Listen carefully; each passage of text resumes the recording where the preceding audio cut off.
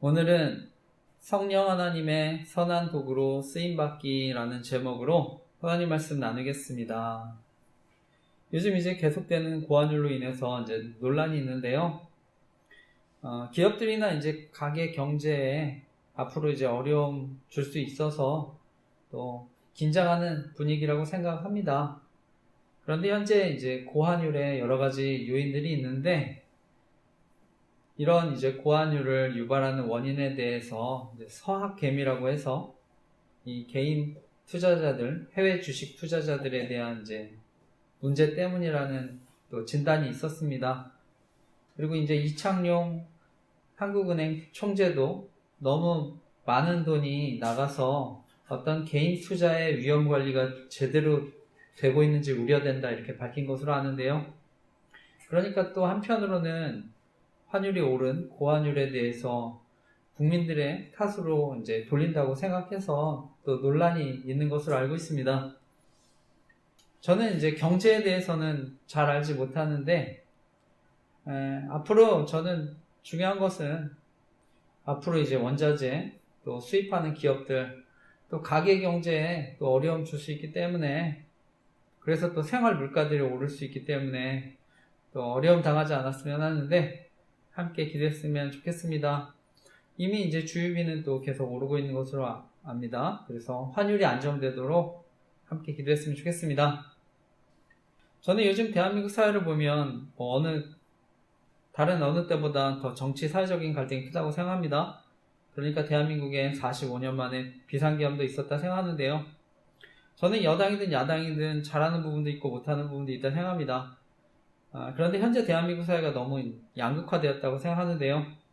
저는 지도자분들이 권력을 차지하기 위해서 이념, 지역 갈등 끌어들이고 요즘은 세대와 남녀 갈등도 이용한다 생각합니다. 그런데 무엇보다 국민들의 안전과 생명은 정치적으로 이용하지 않았으면 하는데 최근에 캄보디아 납치 감금에 대한 사건도 있었고 군대도 이번에 합참 장성 전원 2년 이상 근무한 중령과 대령을 교체한다는 뉴스도 봤습니다. 그래서 저는 안보에 공백이 생기지 않았으면 하는 마음인데 함께 기도했으면 좋겠습니다. 저는 현재 대한민국의 위기가 지도자분들 대한민국과 국민들 생각하기보다는 또 어떻게 해서든지 권력을 차지하려고 했기 때문에 현재 많은 위기와 어려움이 왔다 생각합니다. 저는 그 중심에 선거의 공정성에 대한 문제가 있다고 생각하는데요. 저는 이번에 정말 의회 권력이 엄청나다는 것을 알게 됐습니다. 그래서 선거가 잘못되면 저는 국민이 권력을 주었다는 명목으로 독재할 수도 있다 생각합니다. 그래서 저는 궁극적으로 대한민국에 부정선거가 있다고 하면 더 이상 권력을 가진 사람들은 국민들 두려워하지 않는다 생각합니다. 그리고 그것은 여당이나 야당이나 다 마찬가지라 생각합니다. 그래서 결국은 국민들이 가장 큰 피해를 당할 수 있다고 생각하는데 제가 교회 홈페이지 등에 대한민국에는 부정선거가 없었으면 좋겠습니다 라는 기도 제목 올렸습니다. 그래서 투표의 공정성이 회복되도록 함께 기도했으면 좋겠습니다. 그리고 오늘 저의 설교를 처음 들으신 분들 계실 수 있다 생각하는데 저희 교회는 온라인 선교도 하고 있습니다. 그래서 정말 예수님 모르시는 분들 복음을 듣고 예수님 영접하셨으면 하는 마음으로 말씀 전하고 있습니다. 특히 유튜브 이제 재생 목록에 온 세상을 변화시킬 큰 기쁨의 좋은 소식이라는 재생 목록이 있는데 제가 나눌 특별 설교인데 예수님 모르시는 분들 꼭 설교 들어보시고 예수님 영접하셨으면 합니다. 그래서 정말 누군가에게는 삶을 변화시킬 놀라운 말씀이 될 줄 믿습니다. 그리고 저는 지금도 복음의 능력은 온 세상을 변화시킬 놀라운 큰 기쁨의 좋은 소식이 되는 줄 믿습니다. 그리고 저희 교회는 이제 큐티, 설교노트 또는 묵상노트 그리고 감사일기 쓰기를 권하고 있는데 저는 경건의 훈련이 없으면 영적인 성장도 없다 생각합니다. 그래서 큐티를 통해서 내가 말씀을 읽고 묵상하고 기도하고 또 이제 설교노트나 묵상노트로 그것을 이제 삶에 적용해 보려고 노력하고 또 감사일기를 쓰면서 직접 하나님께 감사를 통해 또 영광을 돌리면서 또 하나님의 인도하심을 경험하는 것이 중요하다 생각합니다. 그래서 저는 은혜를 받는 것도 중요하지만 무엇보다 그 은혜를 늘 간직하고 풍성하게 누리는 것이 중요하다고 생각하는데요. 그래서 하나님과의 깊은 교제를 통해서 무엇보다 복음의 능력을 더 깊이 경험하는 은혜 있으시기를 간절히 기도하고 축복합니다. 무엇보다 하나님과의 교제가 의무가 아니라 정말 그 자체로 기쁨이 되시기를 간절히 기도하고 축복합니다. 저는 과거 힘들었던 고생한 시절에 이제 중보국 기도 모임을 통해서 하나님의 사랑과 인도하심을 경험하고요. 나중에 제대하고 그해 2003년도 여름에 수련회에서 예수님 인격적으로 만나 변화된 삶을 살게 되었다 생각합니다. 그리고 그때 하나님이 함께 하시는 게 믿어지니까 그동안 힘들고 어려웠던 시절에도 하나님이 저를 붙드시고 인도하신 것을 알게 됐는데, 과거에 저는 어려웠던 시절에도 하나님이 함께 하셨다는 것을 알게 되니까, 그래서 저는 의미 없는 단 하루도 없다는 것을 알게 됐습니다. 그래서 그때부터 지금까지 밀렸을 때도 있지만 하루도 빠지지 않고 감사의 일을 써오고 있는데, 저는 좋은 일에 대해서도 감사하지만 저의 부족함과 연약함을 발견할 때도 감사하고 있습니다. 그래서 지금까지 많은 은혜들 누리고 있는데요. 그리고 그 이후에 저는 싸이월드라고 하는 미니 홈페이지에 복음도 전하고 말씀 묵상도 나누게 됐었는데요. 또한 미디어의 중요성을 알고요. 미디어가 건강해야 합니다라는 글을 쓰기도 했습니다. 저는 이 세상이 저와 여러분의 노력으로 바뀌거나 달라지지 않을 수 있다 생각합니다. 하지만 복음을 통해서 우리의 태도가 바뀔 수 있는데요. 복음을 전하는 미디어로서 저와 여러분 변화될 수 있기 때문에, 또 미디어로 우리가 변화된 삶을 살아가면 또 복음의 능력으로 또 세상이 변화되는 줄 믿습니다. 그래서 예수 그리스도의 생명의 역사를 우리가 전하고 또 그것이 나타나도록 할 수 있다고 믿는데, 하나님은 계속해서 또 저를 사용하셔서 저는 미디어 사역의 열매를 맺게 해주신 줄 믿습니다. 그래서 그때나 지금이나 또 온라인으로 복음을 전하고 소외된 사람들을 돕고 있는데요. 유튜브 럼블에 줄 설교 올리고 네이버 카페와 블로그를 통해서 잘못된 복음과 영성운동, 기타 이단 사이비 위험성 알리고 있습니다. 그리고 네이버 조직 스토킹 생명지킴이 카페를 통해서 소외된 이웃들을 돕고 있습니다. 특히 우리나라 OECD 나라들 가운데 자살률이 가장 높은데, 그래서 생명지킴이 카페, 조직 스토킹 생명지킴이 카페를 통해서 소외된 사람들을 돕고 있습니다. 그 밖에 티스토리 홈페이지, 페이스북, 네이버 밴드, 그리고 인스타그램과 스레드 등의 기도 제목 나누고 있는데요. 그래서 계속해서 복음이 전해지고 소외된 사람들 도울 수 있도록 교회와 사역을 위해 기도해 주시기 부탁드립니다. 저는 특히 이단의 위험성에서는 많이 알려졌지만 잘못된 복음과 영성운동의 위험성에 대해서는 잘 모를 수 있다고 생각해서 위험성 알리고 있습니다. 특히 저는 판교에 있는 김양재 목사님이 심무하시는 우리들 교회가 대표적으로 큐티 세미나 통해서 공개 제자백하고 있는 교회라서 위험성 알리고 있습니다. 잘못된 영성운동의 경우에는 명백하게 이단이라고 하기는 어려운 부분이 있는데요. 그래서 오히려 저는 더 위험할 수 있다 생각합니다. 그래서 저명한 교수님, 또 총장님들 세미나 설교에 초대해서 공개 제자백 같은 훈련들 지지하는 것처럼 홍보에 이용할 수 있다 생각합니다. 실제로 이제 저희 가정이 어려움 당했다 생각하는데, 저희 주례하셨던 목사님 초청받아서 강의도 하셨는데, 아내가 이제 주례해주신 목사님 지지한다고 해서 문제가 됐는데, 나중에 교수님도 이용당한다고 생각해서 더 이상 참여하지 않는다고 하셨는데요. 그래서 저는 가능한 속지 않으셨으면 하는데 함께 기도해 주시기 부탁드립니다. 저는 이런 공개 제자백 같은 훈련들이 또 저희 교회가 알리고 있는 조직 스토킹 범죄에 이용당할 수 있다고 생각해서 위험성 알리고 있는데, 그래서 누군가에게는 약점이 돼서 사람을 노예로 만들 수 있다 생각합니다. 그리고 피해를 당해도 이제 피해 사실을 알리지 못하고 오히려 협박당할 수 있다 생각하는데, 여성들 같은 경우는 성범죄에 노출될 수 있다고 생각해서 위험성 알리고 있습니다. 무엇보다 저는 아이들과 청소년들까지 피해를 당할 수 있다고 생각해서 위험성 알리고 있는데, 정말 피해 당하지 않도록 기도해 주시기 부탁드립니다. 현재 저희 아내가 우리들 교회 청주 지역 모임에 참여하면서 갈등이 됐는데, 원래 이제 아내는 청년 때 유기성 목사님이 심호하셨던 선한목자교회 다녔는데, 거기서 유기성 목사님이 추천하는 순회선교단이라는 선교단체에서 잘못된 복음과 공개 제자백 같은 훈련을 받고 영향을 받았습니다. 그런데 순회선교단의 김영희 선교사라는 분이 가르치는 복음, 내가 죽고 예수는 사는 복음을 강조하는데, 저는 저희가 알고 있는 은혜의 복음이 아니라 생각합니다. 그래서 복음이 잘못됐기 때문에 명백한 이단이라고 생각하는데요. 현재 장로교 합신교단에서는 교류 금지하고 제가 속한 장로교 합동교단에서는 참여 금지했습니다. 그런데 이제 다시 비슷한 훈련하는 모임에 참여해서 갈등이 된 것인데요. 저는 보통 이단에 한번 빠지셨던 분들이나 또 동일한 복음 가르치는 그런 훈련하는 교회에 더 빠지게 된다 생각합니다. 그런데 저는 무엇보다 이러한 잘못된 복음 영성운동이 사람들에게 신앙적으로 완전하지 못하는 죄의식, 두려움 갖게 만들어서 자신을 따르게 만든다 생각합니다. 그래서 자신들이 가르치는 복음, 영성훈련만이 이러한 문제들을 해결해 줄 수 있는 것처럼 속이고 자신들을 신격화시키고 교주화시킬 수 있다고 생각하는데, 그래서 제가 이러한 완전주의 복음, 영성운동의 위험성을 알리고 있습니다. 저는 순회선교단 김용희 선교사라는 분이 가르치는 복음, 내가 죽고 예수로 사는 복음을 유기성 목사님도 동일하게 가르친다고 생각합니다. 그래서 동일하게 위험할 수 있다고 생각하는데요. 그리고 실제로 저는 유기성 목사님이 가르치는 복음과 영성운동이 저희 가정에 큰 어려움을 끼쳤다 생각합니다. 저 개인적으로도 이제 신대원 가서 사역할 때 조직적인 스토킹도 경험하고 그분이 저를 거짓 선지자인 것처럼 설교를 통해서 괴롭혔다고 생각합니다. 그런데 저는 오히려 그분이 잘못된 부분과 영성운동을 가르친다고 생각했는데요. 그리고 결국 이제 결혼해서도 문제가 되니까 저는 잘못된 부분과 영성운동의 위험성을 알리는 블로그를 처음 만들고요. 나중에 피해자 카페까지 만들게 되었습니다. 제가 이와 관련한 자세한 내용들 저희 교회 홈페이지 카페에 저희 가정과 교회 피해 사례에 가스라이팅에 대한 피해 내용 추가해서 올렸습니다. 그래서 읽어보시고 기도 부탁드립니다. 그런데 결국 이러한 잘못된 부분과 영성운동의 가장 큰 문제는 저는 구원에 관한 문제이기 때문이라고 생각합니다. 저는 오늘날 사단은요, 계속해서 사람들을 구원의 복음을 듣지 못하도록 방해하고 또는 복음을 듣더라도 잘못된 복음을 믿도록 사람들 미혹할 수 있다고 생각합니다. 그래서 저는 말씀이 아니라 사람을 의지하고 따르면 나중에 영원한 심판 받을 수 있다고 생각합니다.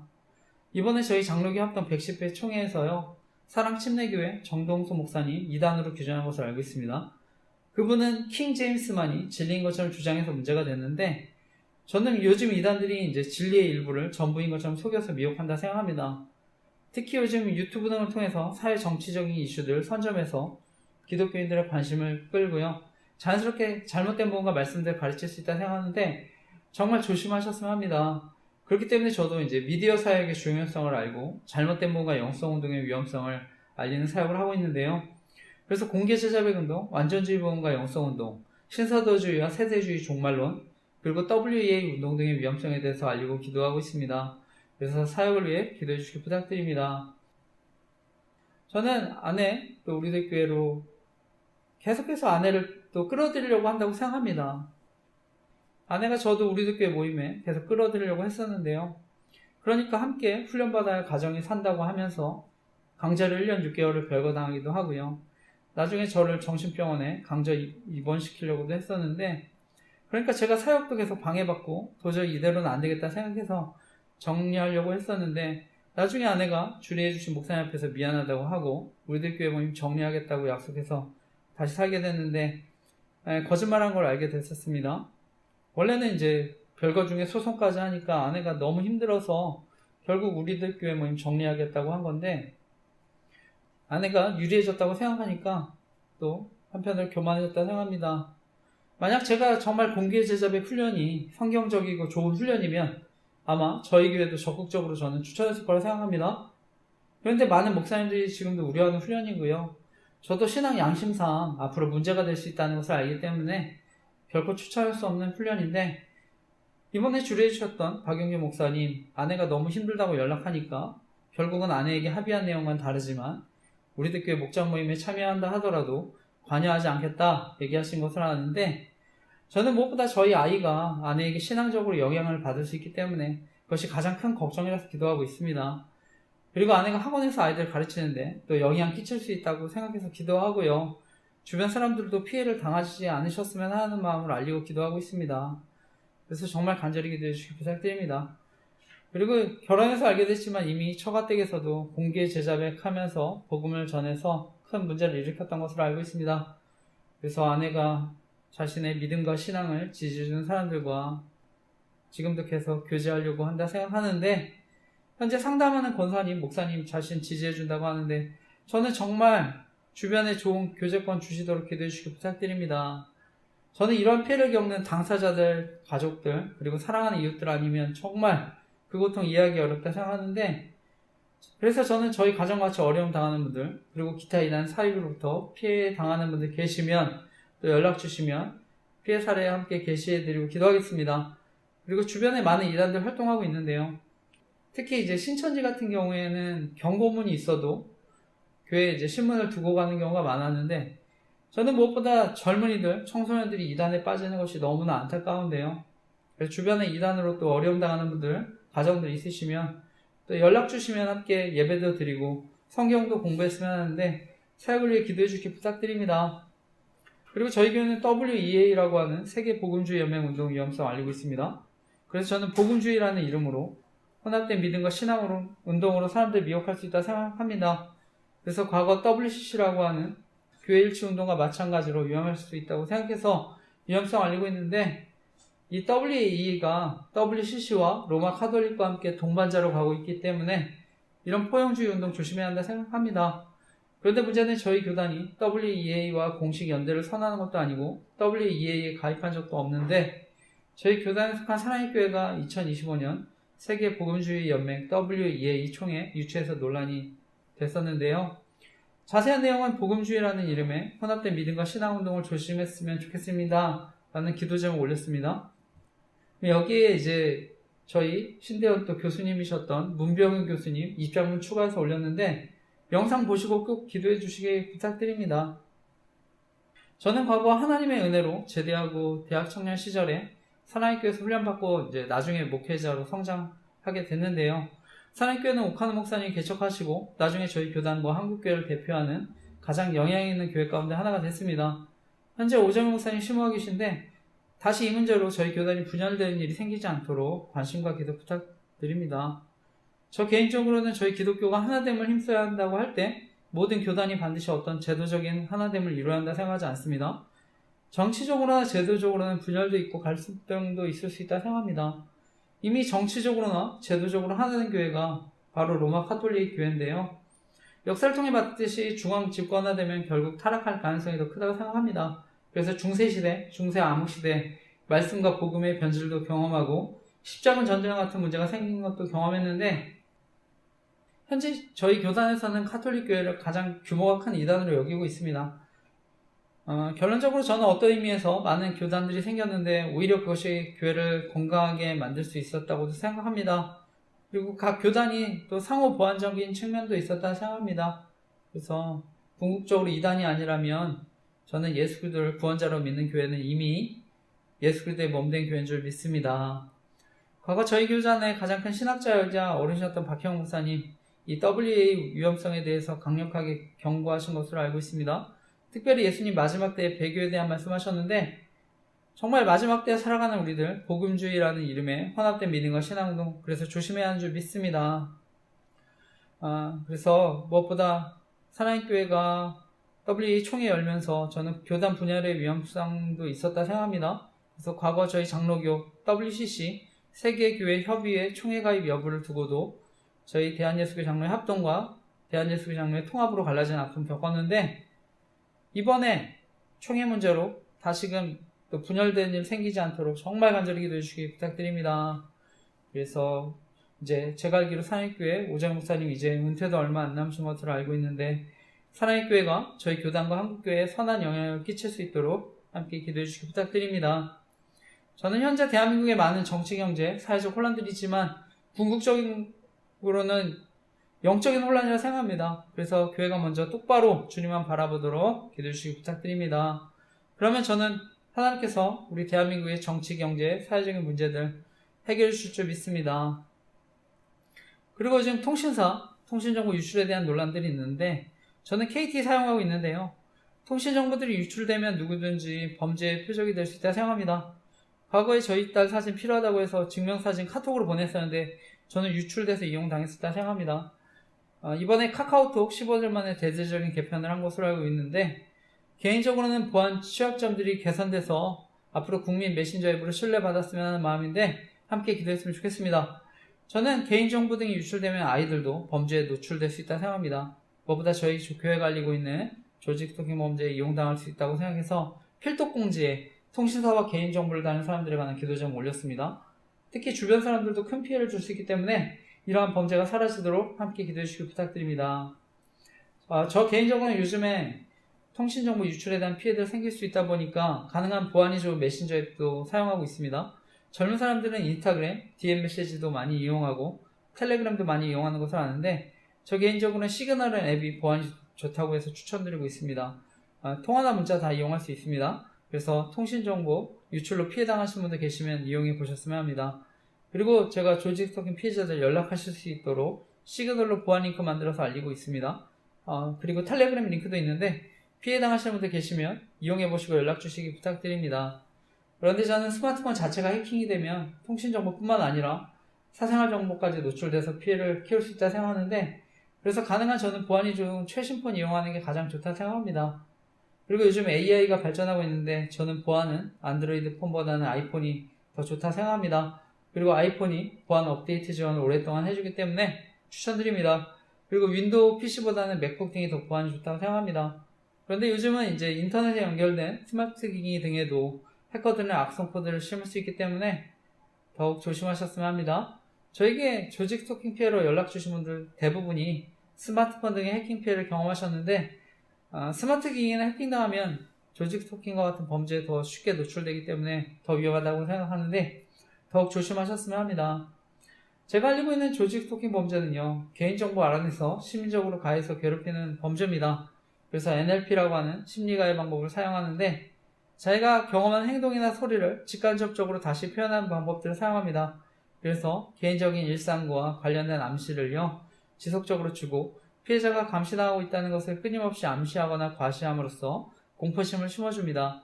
제가 이와 관련한 NLP라고 하는 심리가해 방법에 대한 자세한 글 조직 스토킹 카페에 올렸습니다. 그래서 꼭 읽어보시기 바랍니다. 제 카페에 방문하시고 연락 주신 분들 가운데 NLP라고 하는 심리가해 방법에 대해서 알고 큰 도움이 되셨다는 분들이 많습니다. 저 역시도 이 가해 방법에 대해 알고 큰 힘과 용기를 얻었는데요. 주변에 어려움 당하시는 분들 계시면 제 카페 NLP라고 하는 심리가해 방법, 조직 스토킹 방법에 대해 꼭 알려주시고 도움 주시기 부탁드립니다. 그리고 요즘은 이러한 범죄가 정보통신이나 온라인 활동 등도 감시해서 언론을 통해 유출시키는 방법도 이용한다 생각하는데요. 그래서 방송이나 연예인, 뉴스기사, 사회적 이슈나 사건들을 이용해서 심리적으로 가해하고 괴롭히는 방법도 사용한다 생각합니다. 그리고 요즘은 유튜브와 같은 플랫폼 광고, 추천 영상을 통한 사이버 스토킹도 이루어질 수 있다 생각합니다. 그래서 이러한 사이버 스토킹 의심되시면 유튜브 등 사용하실 때 로그아웃 해두시고 위치 정보도 꺼두시기 바랍니다. 그리고 가능하면 유료 VPN도 설치하셨으면 합니다. 저는 조직 성범죄가 자연스럽게 온라인 스토킹으로 이어질 수 있기 때문에 조심해야 한다 생각하는데, 저희 경우는 유튜브 채널에 통계 조작도 당한다 생각합니다. 그래서 조회수가 오르지 않기도 하고요. 심지어 갑자기 줄어든 것을 발견하기도 했습니다. 그래서 관련 사진과 함께 기도 제목 올렸습니다. 그래서 사역에 방해받지 않도록 기도해 주시기 부탁드립니다. 그런데 무엇보다 조직 스토킹 범죄가 정말 교묘하고 지능적인 것은요, 가까운 사람들 이용해서 정보를 알아내거나 여러가지 힘들고 곤란한 상황 연출할 수 있는 데 있다고 생각합니다. 그래서 전화나 문자로 안부를 물으면서 정보도 알아내고 약점을 찾거나 만들어서 괴롭히는 방법도 사용한다 생각하는데, 특히 카톡이나 문자 같은 경우는요, 명의를 빌리면 언제든 범죄에 이용할 수 있다 생각합니다. 그래서 특별한 사건이 생기거나 어떤 장소에 가게 되면 연락하거나 문자나 카톡 등을 보내면서 지능적으로 정보를 알아내거나 괴롭힐 수 있다 생각합니다. 결국 제가 이런 범죄를 알리는 가장 큰 이유는요, 사람들과의 관계를 파괴하고 심지어 생명을 빼앗을 수 있는 심각한 범죄라서 위험성을 알리고 있습니다. 그래서 사람들 사이 신뢰를 무너뜨리고 이간질시키는데, 언론을 통해서도 이간질할 수 있다 생각합니다. 그래서 저는 믿고 신뢰할 만한 가족, 친구, 이웃들도 이용할 수 있기 때문에 결국 피해자들이 극단적인 선택도 하게 만들 수 있다 생각합니다. 그런데 저는 가해자들 역시 역정보로 더 큰 범죄에 이용되고요, 나중에 약점이 잡히면 언제든 피해자가 될 수 있다 생각합니다. 그리고 여성 가해자들의 경우는 역정보로 성범죄에 노출돼서 피해를 당할 수 있다고 생각하는데, 특히 오늘날 묻지마 폭행과 살인과 같은 심각한 보복 범죄도 일어날 수 있기 때문에 처음부터 가담하지 않으셨으면 하는 마음인데 함께 기도했으면 좋겠습니다. 현재 피해자분들 가운데서 자신의 잘못이나 약점으로 인해서 피해 사실을 알리기 두려워하시는 분들도 계신 것으로 알고 있습니다. 특히 여성들 같은 경우는 피해 사실을 알리면 성적인 수치심 등으로 괴롭힘 당한다고 생각하는데, 저는 언론을 통해서도 성적인 조롱과 괴롭힘 당할 수 있다고 생각합니다.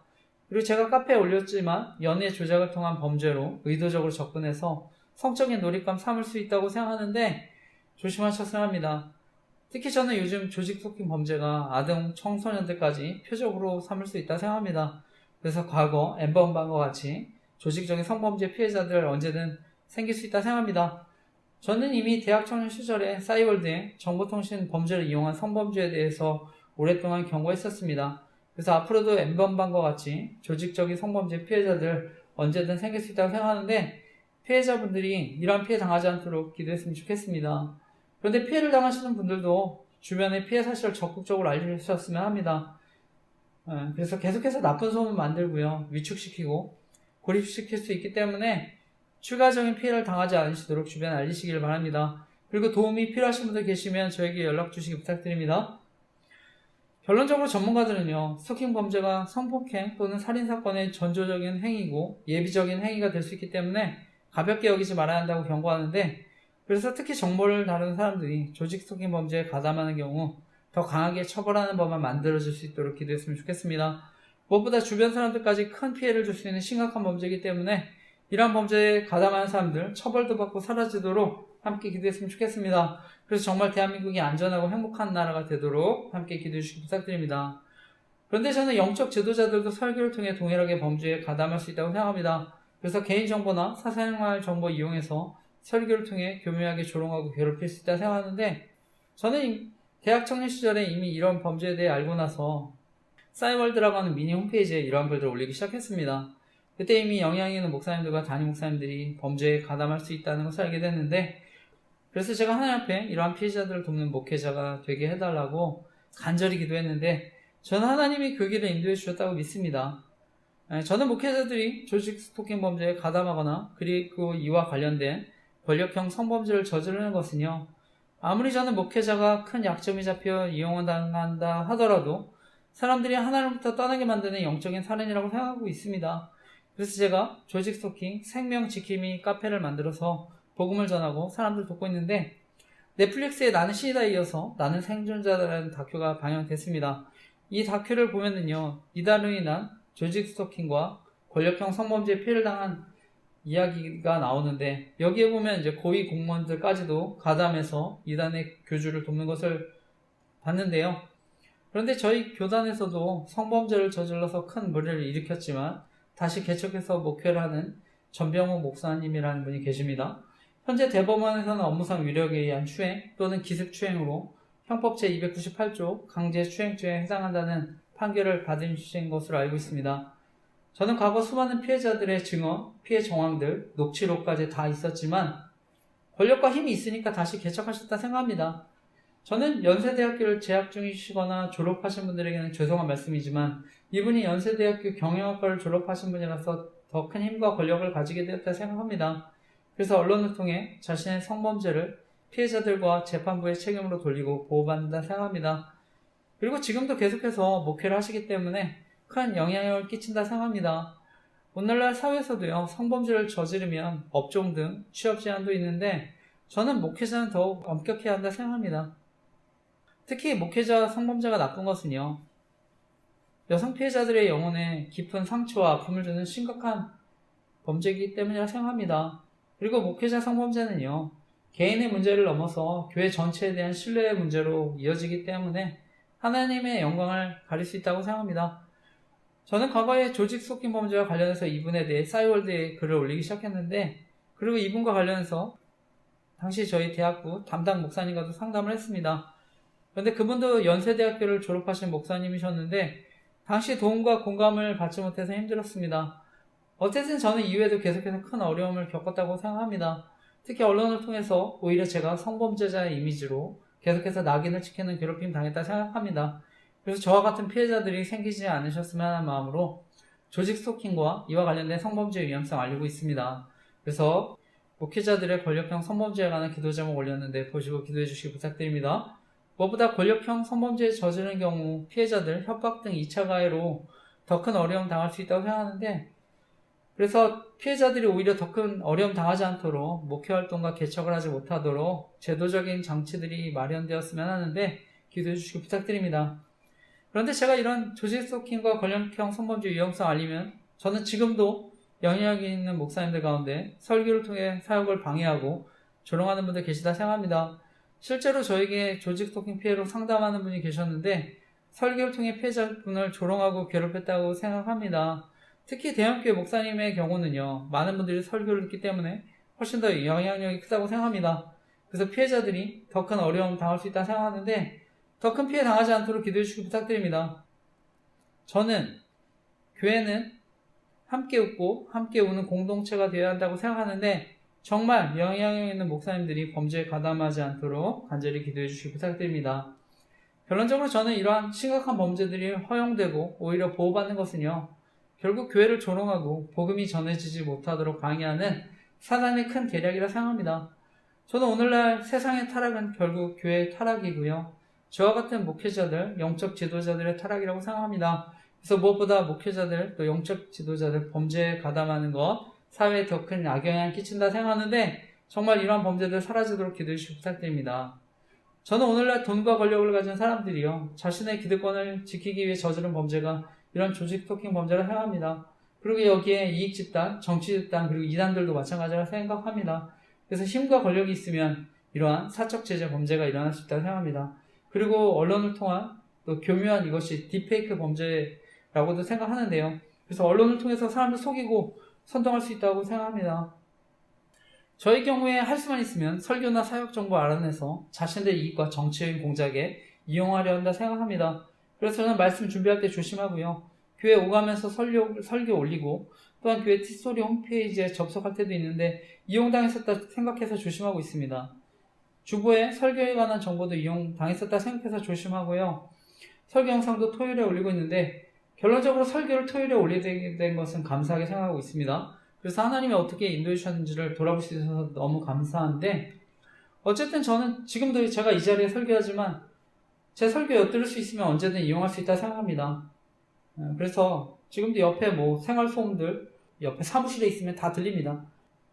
그래서 저는 어쨌든 어떻게 해서든 이용당하지 않도록 최대한 조심하고 있는데 기도해 주시기 부탁드립니다.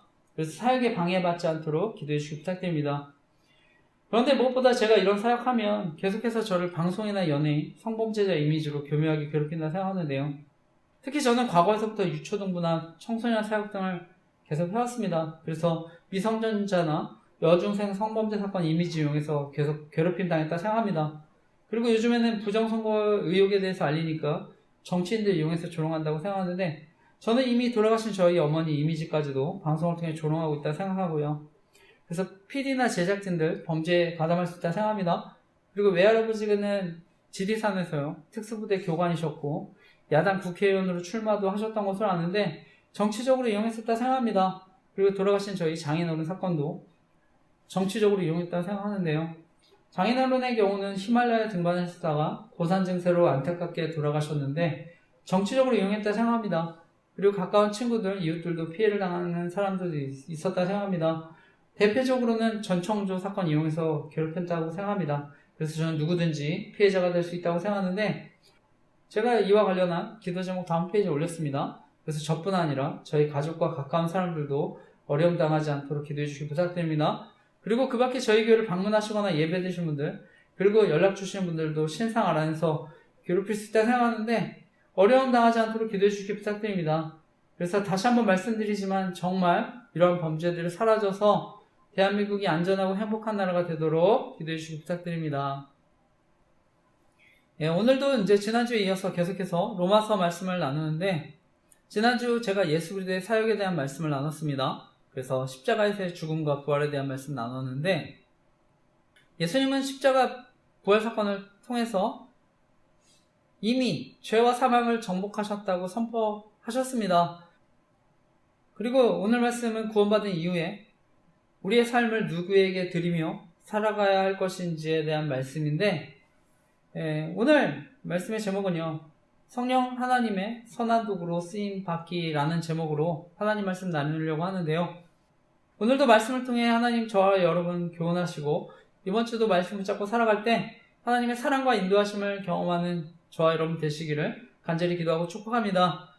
그리고 새로운 믿은 분들, 교회 오래 다니셔도 말씀에 대해 어려워하실 수 있는 분들 계실 수 있다 생각하는데 성경이 어렵게 느껴지실 때 또 다른 쉬운 성경 버전 또 읽으셨으면 합니다. 그래서 말씀을 통해 더 깊은 은혜 누리시기를 간절히 기도하고 축복합니다.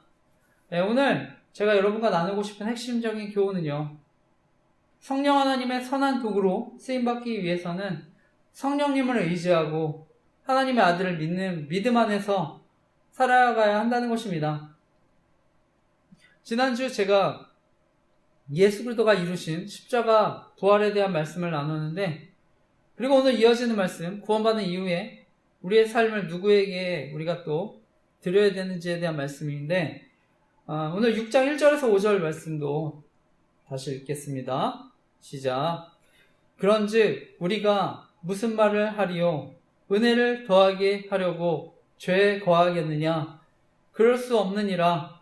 죄에 대하여 죽은 우리가 어찌 그 가운데 더 살리요? 무릇 그리스도 예수와 합하여 세례를 받은 우리는 그의 죽으심과 합하여 세례를 받은 줄을 알지 못하느냐?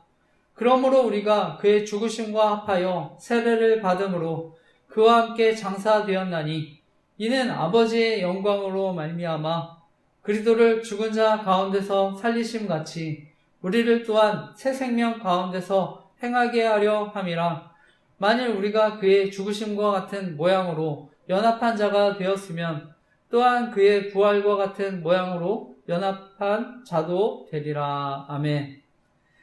이어지는 말씀을 보면요, 지난주 로마서 5장 마지막 말씀이요, 율법이 들어온 것은 범죄를 더하게 하려 함이라. 그러나 죄가 더한 곳에 은혜가 더욱 넘쳤나니 이는 죄가 사망 안에서 왕노릇한 것 같이 은혜도 또한 의로 말미암아 왕노릇하여 우리 주 예수 그리스도로 말미암아 영생에 이르게 하며 함이라. 이런 말씀으로 끝나는데요, 말씀해 보면 은혜를 더하게 하려고 죄를 짓는 사람들에 대한 이제 얘기하는데, 여기서 이제 은혜를 더하게 하려고 죄를 지어도 된다, 오해하지 말라고 얘기하는 것입니다. 그래서 앞서 로마서 3장에서도 말씀했듯이 유대인들은요, 자신들의 죄로 인해서 하나님의 의로우심이 드러났다면 이건 오히려 더 좋은 게 아니냐, 그런데 내가 왜 죄인으로 심판받아야 하는지에 대해 억울하다고 얘기하는 것입니다. 그러니까 인간의 불의가 오히려 하나님의 의를 이뤘다, 이렇게 궤변을 폈던 것인데요, 그래서 자신의 죄를 합리화하는 것입니다. 나로 인해서 하나님의 나라가 확장됐으니까 좋은 게 아니냐. 따라서 오늘 말씀도 바울은 다시 명백하게 은혜가 더하게 하려고 죄를 짓는다는 건 불가능하다고 얘기합니다.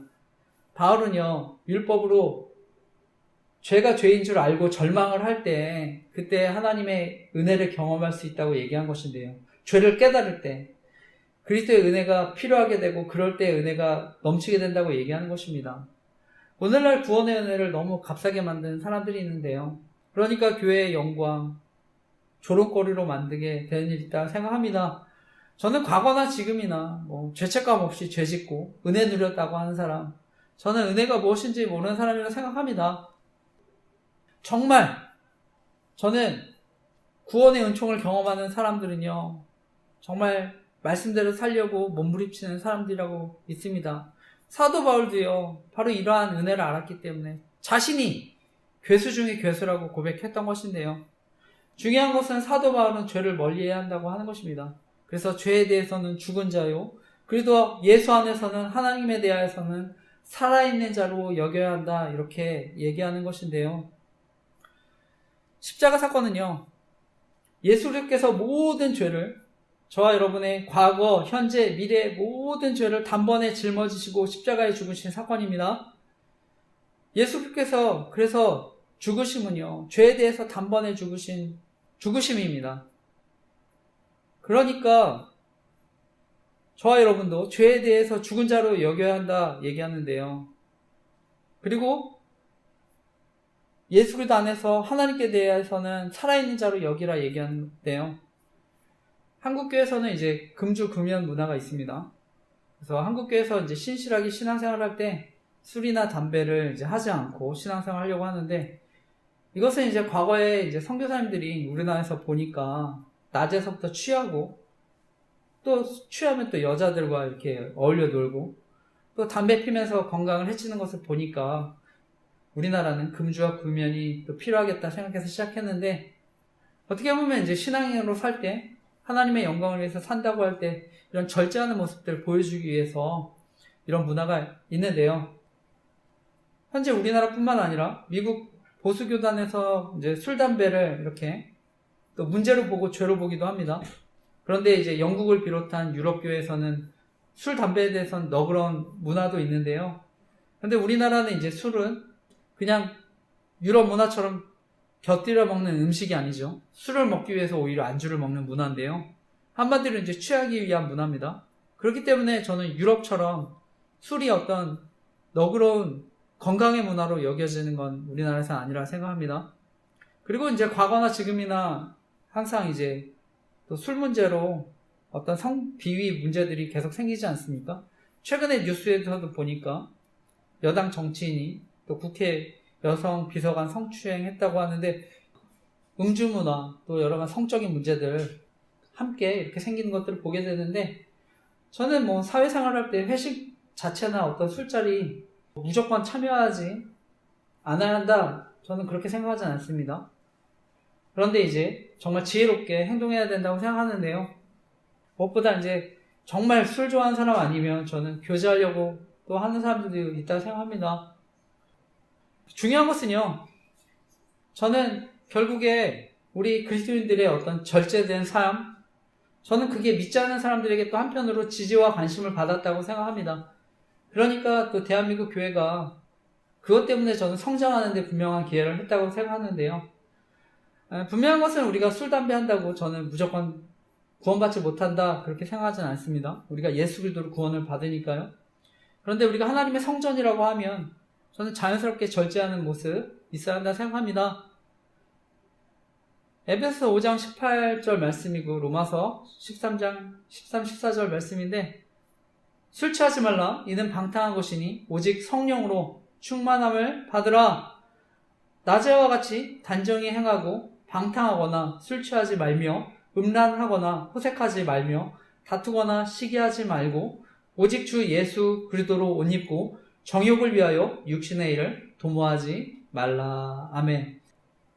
바라기는 저와 여러분 이 세상에서 또 절제하고 죄를 멀리하는 모습을 통해서 무엇보다 저와 여러분이 복음을 실제적으로 경험하고 또 복음의 역사를 더 깊이 누리시기를 간절히 기도하고 축복합니다.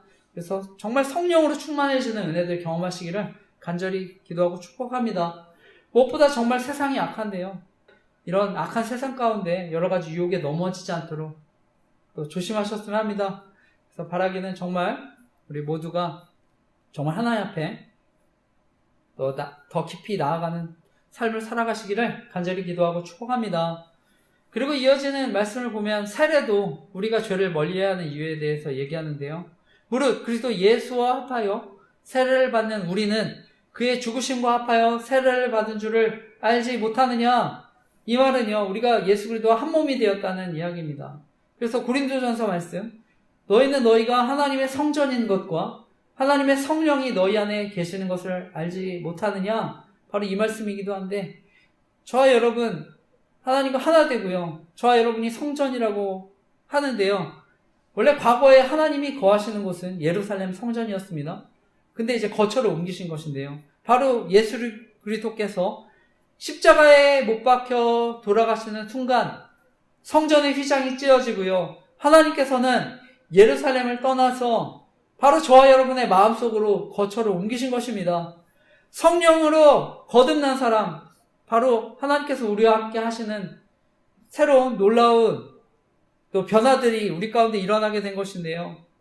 예전에는 도저히 그래서 상상하지 못했던 하나님의 놀라운 능력을 우리가 경험할 수가 있는 것입니다. 바로 우리가 성전이기 때문에 하나님이 우리 안에 거하실 수 있기 때문에 하나님의 능력이 나타나게 되는 줄 믿습니다. 무엇보다 저와 여러분은요. 예수 그리스도와 십자가에 못 박히심으로 우리가 더 이상 사단의 지배를 받는 게 아니라 하나님의 권세 아래 살아간다는 것을 명백하게 보여주셨습니다. 그래서 오늘 이어지는 말씀도 보면 결국에 더 이상 죄의 지배를 받지 않기를 원하신다고 하는 말씀입니다. 그 말씀이 이어지는 6절에서 11절 말씀인데 같이 읽어보겠습니다. 6절에서 11절 읽겠습니다. 시작. 우리가 알거니와 우리의 옛 사람이 예수와 함께 십자가에 못 박힌 것은 죄의 몸이 죽어 다시는 우리가 죄에게 종노릇하지 아니하려 함이니 이는 죽은 자가 죄에서 벗어나 의롭다 하심을 얻었음이라. 만일 우리가 그리스도와 함께 죽었으면 또한 그와 함께 살 줄 믿노니 이는 그리스도께서 죽은 자 가운데서 살아나셨음에 다시 죽지 아니하시고 사망이 다시 그를 주장하지 못할 줄을 알미로다.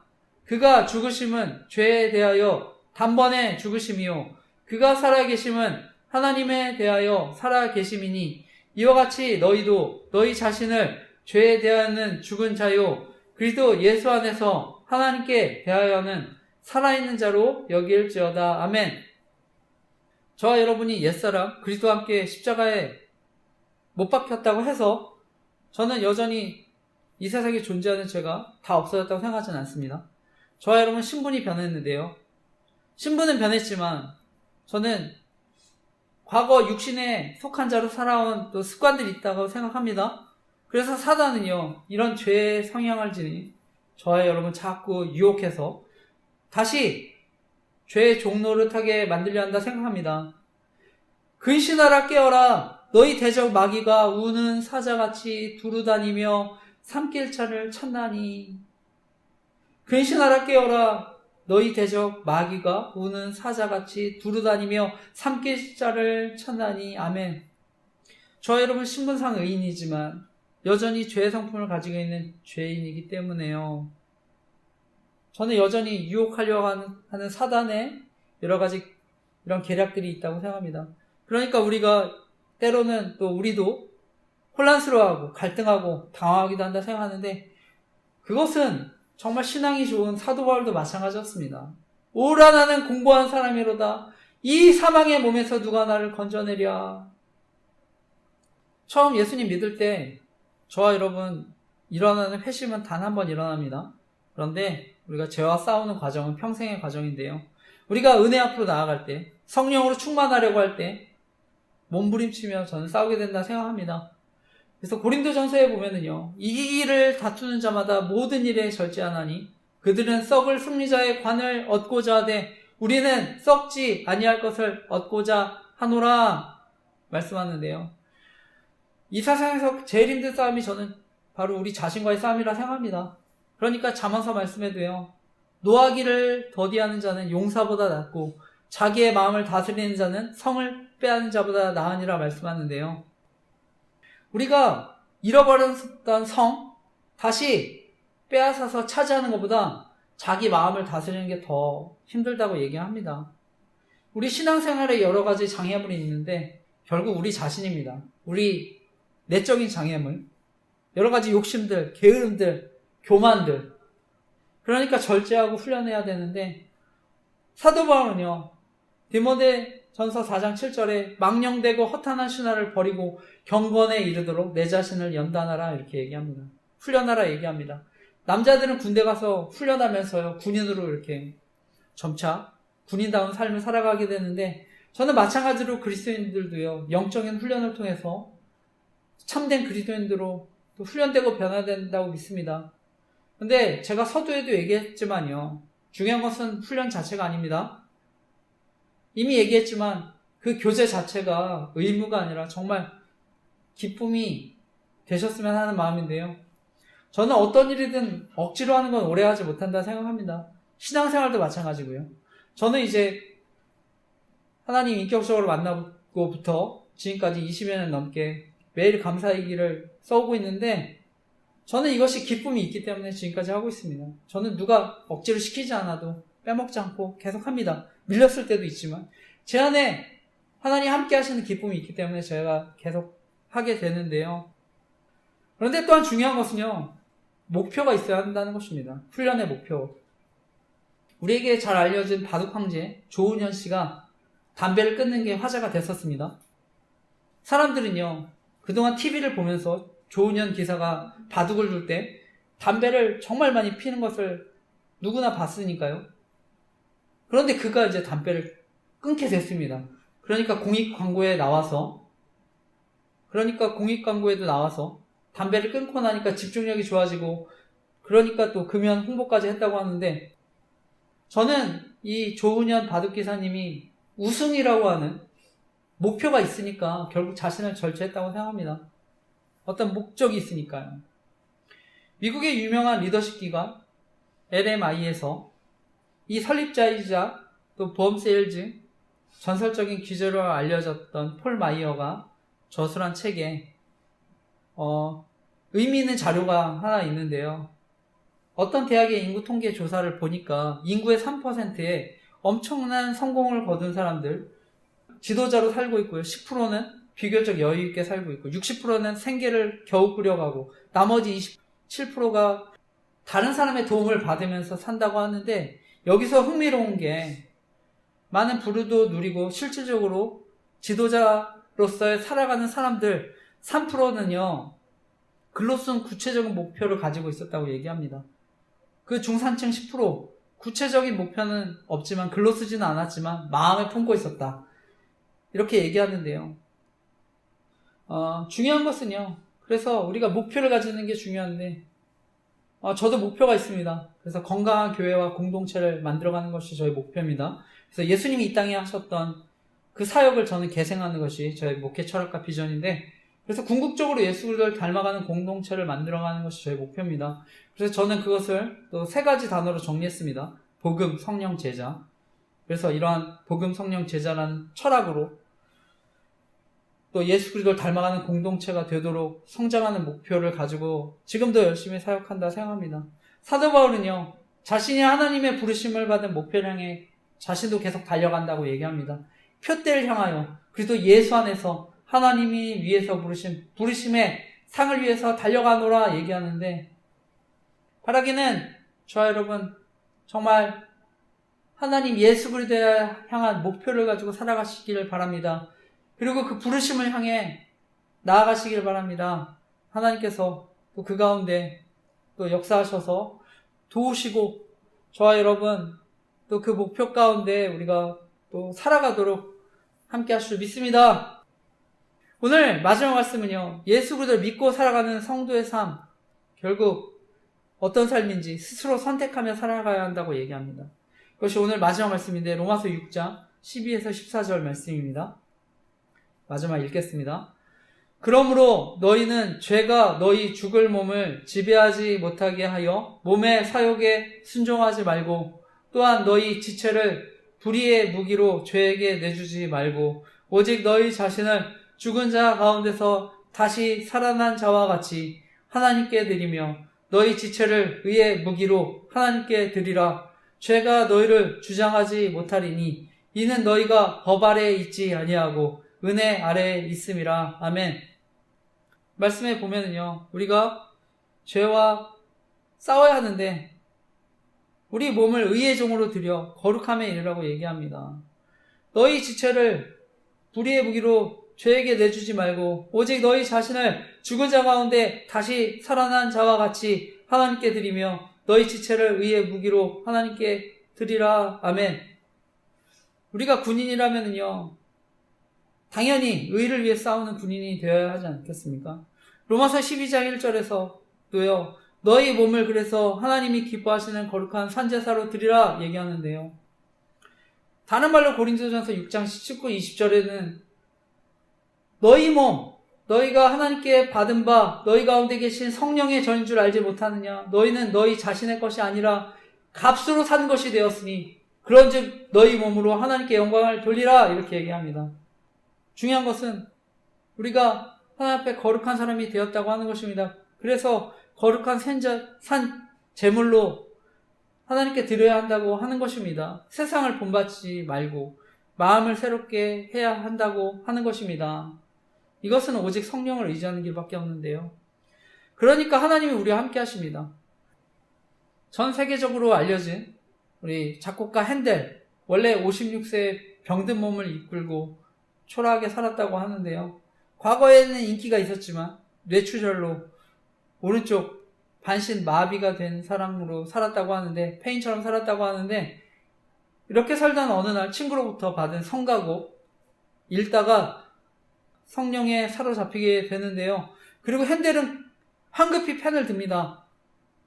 그리고 그로부터 24일 동안 식음을 전폐하면서 작곡에 매달리는데, 그래서 260쪽의 거대한 메시아가 탄생합니다. 핸델은요, 성령에 사로잡혀서 성령의 힘으로 이런 작품을 작곡했는데, 저는 오늘날도 성령께서 함께 하시면 저와 같은 평범한 사람이라도 정말 기적을 경험하는 삶을 살게 되는 줄 믿습니다. 지금도 그래서 성령을 구하면 우리 안에 기적이 일어나는 줄 믿습니다. 예수님은요, 돈이나 권력이 아니라 하늘로 올라가시면서 성령을 보내주시겠다고 약속하셨습니다. 오늘날 교회에서 하나님 당신은 사랑하십니다, 이런 말 정말 많이 듣지 않습니까? 저는 근데 확신 없는 분들, 성령을 구하시기를 바랍니다.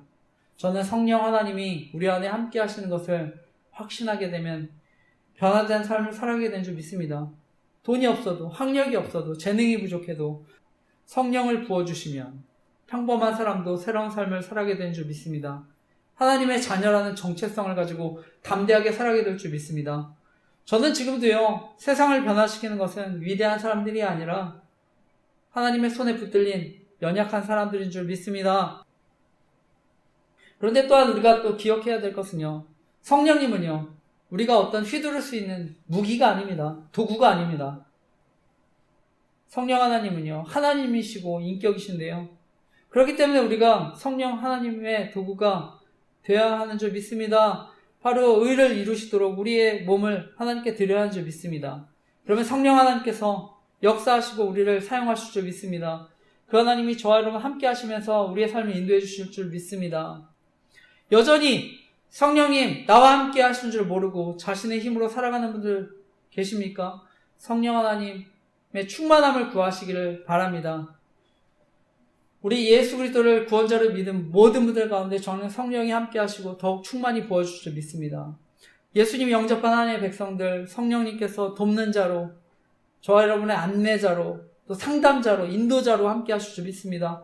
우리가 살다 보면요, 여러 가지 질병에 걸릴 수 있고, 사랑하는 사람의 또 여러 가지 또 이별도 경험하고, 실직과 사고와 여러 가지 어려움들, 인간관계 어려움들, 여러 가지 삶의 고난들에 직면할 수 있는데, 저는 예수 그리스도가 함께 하시면 진정한 위로를 경험하게 되는 줄 믿습니다. 교회 지금 또 이 자리에 교회 오래 다니시는 분들 가운데 나는 신앙생활에 기쁨이 없다, 성령의 임재를 구해 보시길 바랍니다. 성령께서 함께 하시면 정말 새로운 기쁨이 솟아나는 줄 믿습니다. 말씀을 마치면서요, 여전히 우리가 세상을 보면요, 죄가 지배하는 것 같고 죄가 강하게 느껴질 때가 있지만, 분명한 것은 아무리 죄가 이 세상에 강해 보여도 이미 예수께서 이기신 줄 믿습니다. 이것을 너에게 이르는 것은 너희로 내 안에서 평안을 누리게 하려 함이라.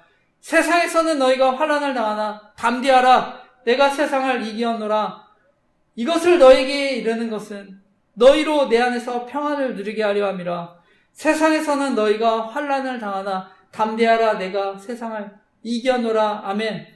요한복음 16장 33절 말씀입니다. 저와 여러분이 믿는 하나님이 세상에서 이겼다고 얘기하십니다. 그 하나님은 지혜와 능력이 크신 하나님입니다. 그러니까요, 사단의 온갖 술수와 능력을 다 알고 사단의 계략을 물리치셨습니다. 그러니까 이 세상에 아무리 크다고 해도요, 우리 하나님이 가장 크시다는 걸 믿으시기 바랍니다. 저는 물론 그런데 하나님이 세상을 이기셨다 해도 저는 때로는 우리가 위축될 수 있다 생각합니다. 그리고 우리가 나는 여기서 죄를 전혀 안 짓고 산다, 저는 이렇게 말씀할 수 있는 사람 없다 생각합니다. 왜냐하면 우리가 마음속으로라도 죄를 지을 수 있기 때문인데요. 하지만 저는 계속해서 우리 자신을 의의 도구로 하나님께 또 드려야 하는 줄 믿습니다. 정말 이 세상 저는 치열한 영적 전쟁 가운데 살아간다 생각합니다. 사단은 어떻게 해서든요, 저와 여러분 넘어뜨리려고 한다 생각합니다. 근데 분명한 것은 저와 여러분은 영에 속한 사람입니다. 육신에 속한 사람이 아닌데요. 그렇기 때문에 정말 하나님의 아들을 믿는 믿음 안에서 또한 살아가는 줄 믿습니다. 갈라디아서 2장 20절 말씀입니다. 내가 그리스도와 함께 십자가에 못 박혔나니 그런즉 이제는 내가 사는 것이 아니요 오직 내 안에 그리스도께서 사시는 것이라. 이제 내가 육체 가운데 사는 것은 나를 사랑하사 나를 위하여 자기 자신을 버리신 하나님의 아들을 믿는 믿음 안에서 사는 것이라. 아멘. 믿음으로 사는 성도는 죄인처럼 우리가 살지 않는다고 얘기하는 것입니다. 우리가 살아가는 것, 나를 사랑하사 나를 위하여 자기 자신을 버리신 하나님의 아들을 믿는 믿음 안에서 사는 것이라고 얘기합니다. 중요한 것은 하나님이 나를 사랑하셨다고 하는 것입니다. 나를 사랑하사 나를 위하여 자기 자신을 버리신 하나님의 아들을 믿는 믿음. 그래서 그 사랑을 경험하며 살아가는 믿음. 저는 이것이 바로 복음인 줄 믿습니다. 저와 여러분이요, 때론 살면서 우리가 덜 죽어서 내가 어떤 완벽한 수준에 이르러서 하나님이 우리를 그만큼 사랑하시고 덜 사랑하시고 이게 아니라 하나님의 사랑이 우리와 함께하기 때문에 저는 우리가 믿음으로 살아가는 줄 믿습니다. 그 사랑이 우리를 강권하시기 때문에 우리가 그 하나님의 사랑에 의지해서 살아가는 줄 믿습니다. 바라기는 정말 성령 하나님 의지해서 하나님의 아들을 믿는 믿음으로, 하나님이 나를 사랑하사 믿는 믿음으로, 그 사랑을 경험하는 믿음으로 이번 한 주도 하나님의 선한 도구로 또 살아가는 저와 여러분 되시기를 간절히 기도하고 축복합니다. 아멘.